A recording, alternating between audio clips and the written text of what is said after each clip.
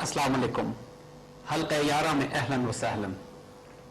आज हम अपने बच्चों के साथ इस नए सिलसिले का आगाज कर रहे हैं जिस जाएगी, उनको तालीम भी दी जाएगी, उनके सवालात का जवाब भी दिया जाएगा। और ये हल्क़े 11 है, जो चाहें पूछें, जिस तरह चाहें पूछें। अल्लाह ताला इसमें बरकत दे। पाकिस्तान की नौजवान नस्ल की तरबियत के लिए और आने वाले वक्तों के लिए इस नौजवान नस्ल को तैयार करना कि उम्मत की जिम्मेदारियां ये अपने शानों पर उठा सके, उसके लिए ये एक छोटी सी महफिल, एक हल्क़ा 11। मेरे बच्चों को शामदेद, अल्लाह आप लोगों को सलामत रखे। पाकिस्तान, आज हम अपनी तारीख के जिस दौर में पहुंचे हुए हैं ना, आज हम जिस मोड़ पर हैं, हमारी तारीख का हैरत अंगेज तरीन लम्हा है ये। हम आपको बता नहीं सकते कि तारीख के किस दौर में आप खड़े हुए हैं, किस दौर में आपको अल्लाह ने पैदा किया है, कि आने वाली नस्लों की जो जिम्मेदारियां अब आपको दी जाएंगी, उम्मत मुस्लिमा की जो क़यादत अब इस खित्ते जमीन पर अल्लाह ताला देने वाला है। आप 1400 साल की उम्मत की तारीख के अमीन हैं। और खास तौर पर 1757 जंग प्लासी के बाद जब नवाब सिराजुद्दौला को शहादत होती है, ये वो वक्त होता है कि जब हिंदुस्तान में खुसूसन मुसलमान तारीख 1000 साल हुकूमत करने के बाद हम ज़वाल की तरफ जा रहे होते हैं। और 1757 से लेकर 1947 तक 190 साल हमारी तारीख के दर्दनाक तरीन साल है। यानी उम्मत मुस्लिमा ने कभी इतनी तकलीफ इतने तवील अरसे तक नहीं उठाई जितनी हमने पाकिस्तान की तहरीक में। पाकिस्तान की तहरीक कोई 10, 15, 20 साल पुरानी मुस्लिम लीग से शुरू नहीं हुई थी। पाकिस्तान बनने की तारीख, जिस तरह कायद-ए-आज़म ने फरमाया था कि पाकिस्तान तो उस वक्त बन गया था जब हिंदुस्तान में पहला शख्स मुसलमान हुआ था। पाकिस्तान तो हमारा उस वक्त बन चुका, लेकिन हम जिस पाकिस्तान खित्ते जमीन की अब बात कर रहे हैं, जिसमें आप बैठे हैं, जिसका परचम सबसे लाली है, जिसकी निस्बत गुंबद खिज़रा के साथ है, जो मदीना सानी है, जो अल्लाह ने 14 अगस्त को 27वीं रमजान जुम्मतुल मुबारक के दिन अल्लाह ताला ने जिसको वजूद में लाया, हम जिस पाकिस्तान की इस वक्त बात कर रहे हैं, जिसको आइंदा आने वाले दौर में अल्लाह ताला इस्तेमाल करेगा उम्मत को यज्जा करके, मुत्तहिद करके, ताकि एक होंगे मुस्लिम जहां से हरम की पासबानी के लिए इंशाअल्लाह नील के साहिल से लेकर ताबखा के काशगर। हम जिस पाकिस्तान की बेटा अब बात कर रहे हैं ना, ये अल्लाह के इतने बड़े राजों में से एक राज है। अल्लाह का इतना बड़ा तोहफा है उम्मत मुस्लिमा को, सिर्फ आपको नहीं। और फिर उस उम्मत मुस्लिमा में आप एक नस्ल जो 21वीं सदी की अब जिम्मेदारियां संभालने वाली है, ये जिम्मेदारियां अब आपको दी गई हैं, आपको दी जा रही हैं। इस पाकिस्तान को बनाने के लिए 1757 से लेकर 1947 तक, यकीन करोगे, कम से कम 10 करोड़ मुसलमानों ने अपनी जानें दी। नाकाबिले बयान लगता है, क्योंकि ये वो तारीख है कि जो तारीख के सफात से भी निकाल दी गई है, हमारी टेक्स्ट बुक्स में भी नहीं पढ़ाई जाती, मीडिया में इसका कभी जिक्र नहीं किया जाता। सिर्फ 1757 से 1857 की जंग आजादी तक कम से कम 7 करोड़, 7.5 करोड़ मुसलमान ज़िबा किए गए थे। इतना बड़ा ह्यूमन जेनोसाइड शायद अफ्रीका के स्लेव्स के साथ किया गया होगा, कि जो 200 साल तक, 300 साल तक जो दुनिया में स्लेव ट्रेड मगरब की नौबादियाती कौमों ने बर्पा करके रखा, कि अफ्रीका से लोग उठा के ले जाते थे दुनिया में, जो अमेरिका में, वेस्ट इंडीज में बेचा करते थे ले जाके। ये वो दौर जो उनका नौबादियाती निजाम था, जिसमें वो इख्तियार और ताकत और इक़्तिदार रखते थे, उन्होंने दुनिया को तबाही बर्बादी के दहाने पर लाकर खड़ा कर दिया। और खास तौर पर जो मुसलमान मिल्लत के साथ तबाही मचाई है। पूरी मुसलमान दुनिया, एक अजीब और गरीब वक्त होता है बच्चों, इसको समझने की कोशिश करो, कि जब उम्मत पर जवाल होता है तो अफराद की इन इज्तिमाई कोताहियों की सजा इनफिरादी कुर्बानियों से माफ नहीं होती।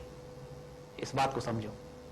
जब उम्मत पर जवाल होता है ना, फिर जो इंफरादी ग्रोह हैं, छोटे छोटे लोग हैं, वो जानें कुर्बान करते हैं, अपने आप को निछावर कर देते हैं उम्मत की इज्जत बचाने के लिए। वो खुद तो सुरखरू हो जाते हैं, लेकिन उम्मत की इज्तिमाई जवाल को नहीं रोक सकते। इज्तिमाई जवाल को रोकने के लिए इज्तिमाई तौबा करनी पड़ती है। इज्तिमाई जवाल को खत्म करने के लिए कौम को मजमूई तौर पर अल्लाह ताला के हुजूर अपने आप को दोबारा अहया करना पड़ता है, जिंदा करना पड़ता है, अपनी हालत को बदलना पड़ता है।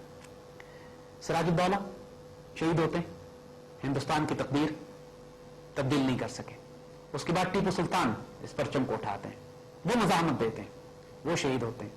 اور پوری مسلم دنیا کو اٹھا کے دیکھ لو، جہاں جہاں مسلمانوں نے تحریک مزاحمت لڑی ہے اس دور میں، امام شامل سینٹرل ایشیا میں، ایشیا وسطی میں، کاکیشیس میں امام شامل مزاحمت کر رہے ہیں. ہندوستان کے مسلمانوں نے جنگ آزادی لڑی. سینٹرل ایشیا کے پورے مسلمان، سمرقند، بخارا، تاجکستان، ازبکستان اٹھا کے دیکھ لو. خلافت عثمانیہ اس زمانے میں سکھ مین آف یورپ کہلاتے تھے. خلافت عثمانیہ آہستہ آہستہ ٹوٹتی جا رہی تھی. پوری امت پہ زوال تھا. اور 1857 کی جنگ آزادی، جس کی تاریخ ہماری ہسٹری کی بکس میں ایک لائن لکھی جاتی ہے صرف، کہ 1857 کی جنگ آزادی میں مسلمانوں نے بغاوت کی اور شکست کھا گیا، اور اس کے بعد انگریزوں کا ہندوستان پر قبضہ ہو گیا. ہوا کیا یہ کوئی کسی کو نہیں پتا تھا. انگریز جو آج اپنے آپ کو دنیا میں لبرٹی، فریٹرنیٹی، ڈیموکریسی کے علم بردار بنے پھرتے ہیں، پوری دنیا کی مغربی تہذیب، اپنی ثقافت، اپنی تہذیب ان سے لینے کی بات کرتے ہیں، وہی بات کہ 1757 سے 1857 اور پھر اس کے بعد وہ جو 90 سال ہندوستان میں انہوں نے گزارے، جو ظلم و ستم انہوں نے برپا کیا ہے، 1000 سالہ مسلمان تاریخ کے نام و نشان مٹا دیے انہوں نے. سوچتے ہو 1000 سال ہم نے حکومت کی تھی ہندوستان پر، اس تہذیب کا نام و نشان تقریباً مٹا دیا انہوں نے.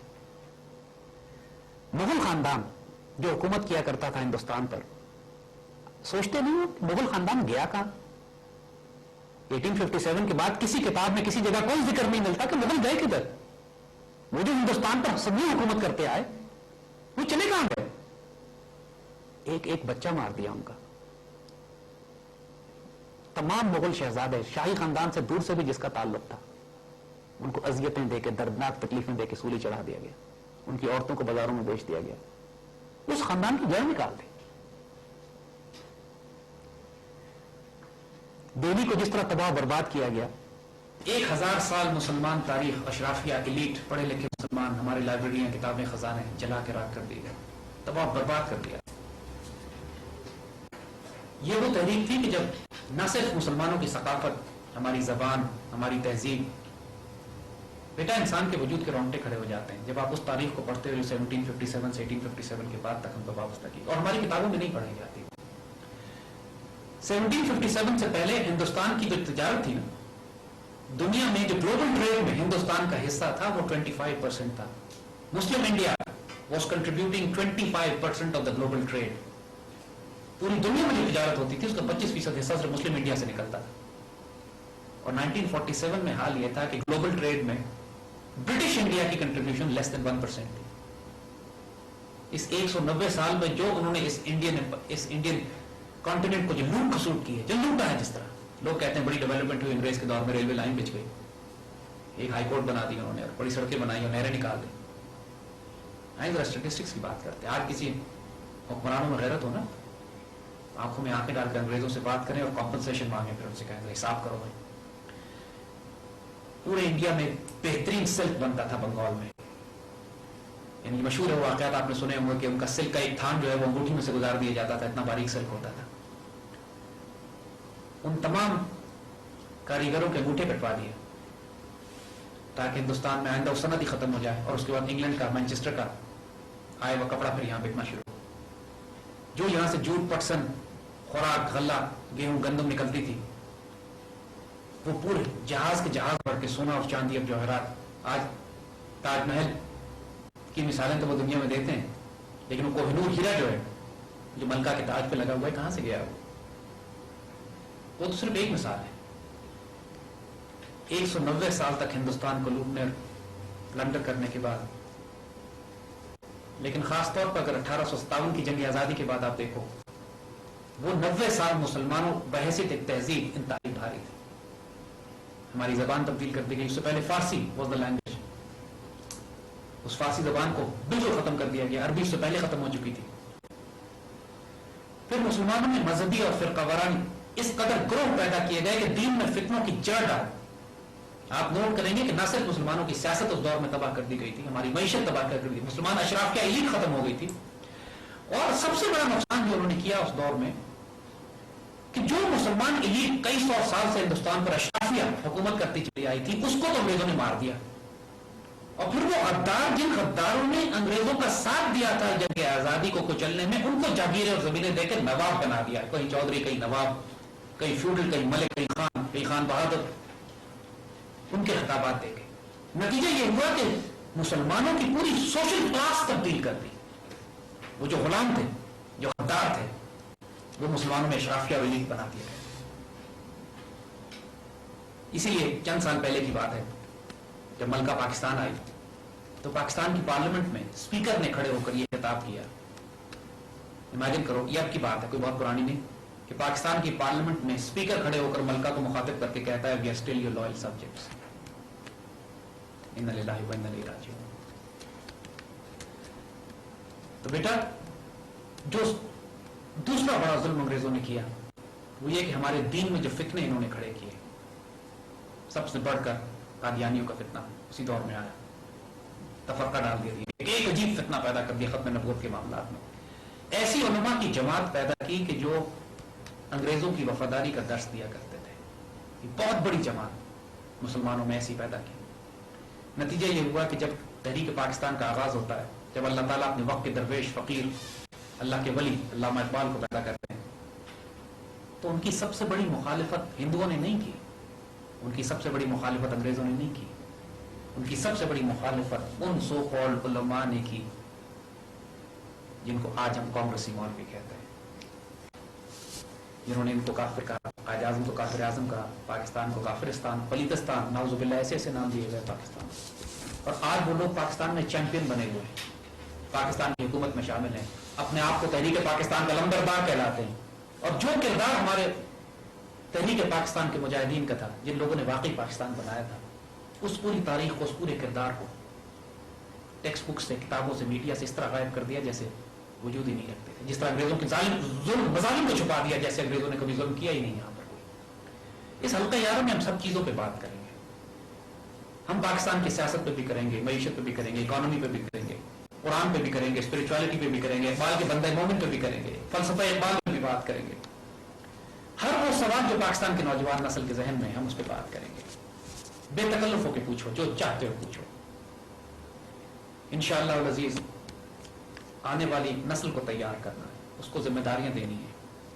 بہت بڑا سٹیک امت کا آپ لوگوں سے وابستہ ہے. اگر اس نسل کی تربیت نہ کی گئی ہو تو آنے والے دور میں ہمیں بہت بھاری قیمت دینی پڑے گی. دیکھو، لمحوں کی سزا ہوتی ہے، خطا ہوتی ہے، صدیوں میں سزا کاٹنی پڑتی ہے. مثالیں دیکھ لو اس کی. نواب سراج الدولہ کے ساتھ ایک غدار تھا، میر جعفر. اس نے انگریزوں کے ساتھ ساز باز کر کے اس وقتی اس فائدے کے لیے کہ نواب کے بعد میں سب نواب بن جاؤں گا بنگال کا، کتنا ایسا بنگال رہا، چند سال بعد اس کے بعد اس کو مار پیٹ کے پھینک دیا انہوں نے. لیکن وہ لوگوں کی خطا ہوتی ہے، لیکن اس کی سزا ہم نے کم از کم 200 سال کاٹی. ہمیں 200 سال کی غلامی برداشت کرنی پڑی. ٹیپو سلطان، میر صادق اس کے پاس تھا. اقبال نے وہ شعر کہا ہے نا، جعفر از بنگال صادق از دکن، ننگے ملت ننگے قوم ننگے دین. ان کو قیامت تک کے لیے لعنت ہو گئی ان کے اوپر. لیکن ہمیں کبھی بھی کسی نے باہر سے نقصان نہیں پہنچا ہے. ہمیں ہمیشہ نقصان ہمارے اندر کے غداروں نے پہنچا ہے. کبھی علماء کی شکل میں آتے، علماء سو، بدترین بدکار وقت کے، جن کے بارے میں حضور نے فرمایا، جس کا مفہوم ہے کہ فتنے ان سے اٹھتے ہیں، انہی میں داخل ہو جاتے ہیں. اور وہ آسمان کے نیچے کائنات کی اللہ کی مخلوق میں سب سے ناپاک و پلیت لوگ ہوتے ہیں، وہ لوگ جو علماء سو ہوتے ہیں. مگر اللہ تعالیٰ کی رحمت یہ ہے کہ ہر دور میں علماء حق بھی پیدا کرتا ہے، جو ہمیشہ اپنے دین کی آبرو بچانے کے لیے اسٹینڈ لیتے ہیں. مگر انگریزوں کے جو بڑے بڑے فتنے وہ ہمارے درمیان چھوڑ کے گئے، آج بھی ان کے اثرات باقی ہیں. پاکستان میں آج بھی وہی انگریزوں کا نظام ہے. ہمارا جوڈیشل سسٹم، ہمارا پولیٹیکل سسٹم، ہمارا اکنامک سسٹم وہی کلاس مولویوں کی جو انگریزوں نے تیار کی تھی، جو کانگریسی مولوی تھے، جو اعلان کرتے ہیں پاکستان کی پارلیمنٹ میں کہ ہم پاکستان بنانے کے گناہ میں شامل نہیں تھے. نعوذ باللہ. آج بھی ہماری سیاست میں، ہمارے اقتدار میں وزارتیں لیتے ہیں اور کھل کے اعلان کرتے ہیں کہ ہم پاکستان بنانے کے گناہ میں شامل نہیں تھے. انا للہ و انا الیہ راجعون. ان تمام موضوعات پہ ہم بات کریں گے. جو آپ کے سوالات ہوں، جس حوالے سے ہوں. بیٹا، اس پاکستان کے بارے میں کچھ باتیں یاد رکھنا، کچھ فیکٹس، کچھ ایسی حقیقتیں ازلیت بھی ہم آپ کو بتا دیں. یہ پاکستان اللہ کے رازوں میں سے ایک راز ہے. محترم اشفاق احمد صاحب فرماتے ہیں کہ یہ پاکستان اللہ تعالیٰ نے صالح علیہ السلام کی